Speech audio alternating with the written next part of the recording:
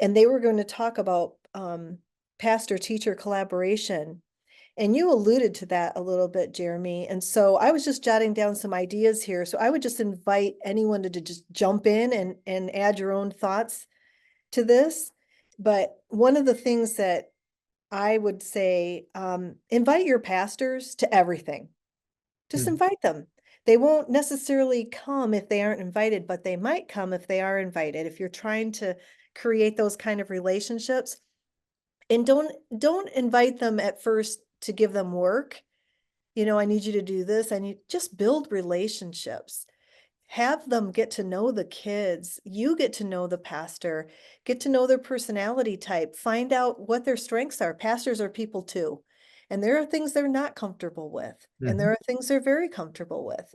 So find that out and just build those relationships and be thankful for everything. I think pastors are some of the most underappreciated people that we know.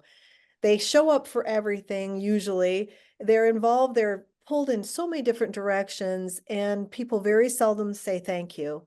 Mhm. So finding opportunities to thank them, whether it's just calling or having the kids make cards, Mhm. inviting them to stop by and have some muffins some morning with the kids that the kids made just to appreciate the pastor, making a big deal out of Pastor Appreciation Day or week. Even and saying up in front of the church, asking for an opportunity to share what the pastor does for your school, even if they're just really strong on the board for you, whatever it is, find a way to make them feel appreciated and just help them to know how much they're valued. It's so important. And then, a lot of times we think, I've heard this throughout the years. Well, the pastor doesn't want to do chapels except for once in a while. The pastor doesn't have time for Bible studies. The pastor never comes to play with the kids. What about instead of thinking about what the pastor can do for the school? What about thinking about what you could do for the pastor? Pastor, are there shut-ins that you can't get to that we could do something? Because pastors have all these things in their head they're thinking about all the time, right? So why couldn't the kids visit a shut-in, right? Take some kids with you, break up into small groups with chaperones and go visit some of these shut-ins for a community service project. Take them, um, you know, offer to do some of the work that the pastor needs to be doing for planning for something. You know what? The kids we underestimate what kids can do, right? Kids can plan a whole service all by themselves. Give the Mhm. pastor a break. Say, hey, we'd like to take a whole service and have it be a youth Sabbath. Can we do that?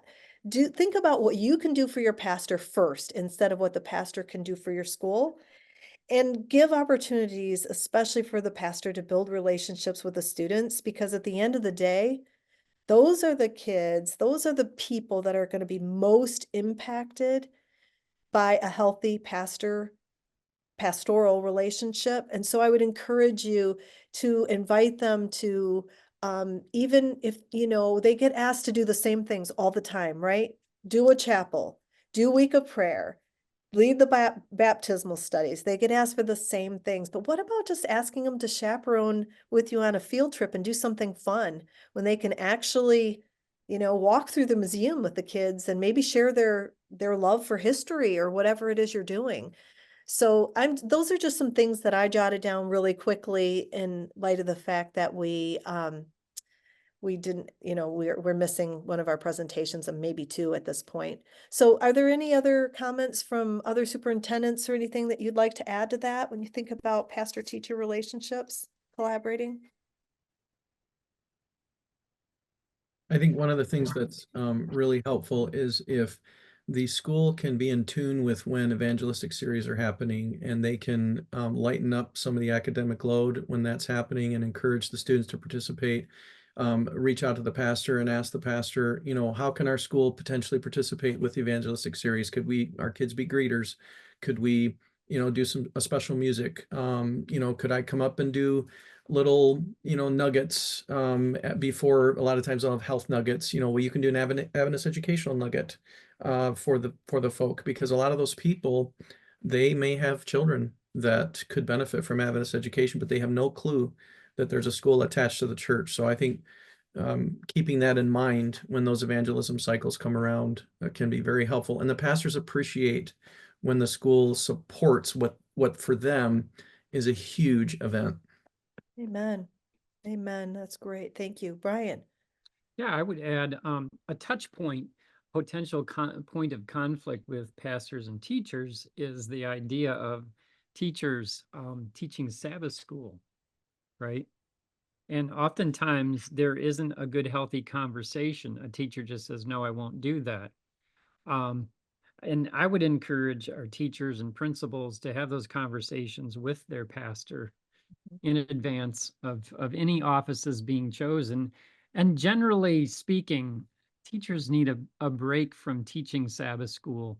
They taught oftentimes those same students during the week, and to add a sixth day to a Mhm. teacher is a little too much. Let the teacher serve the church in a different capacity than teaching.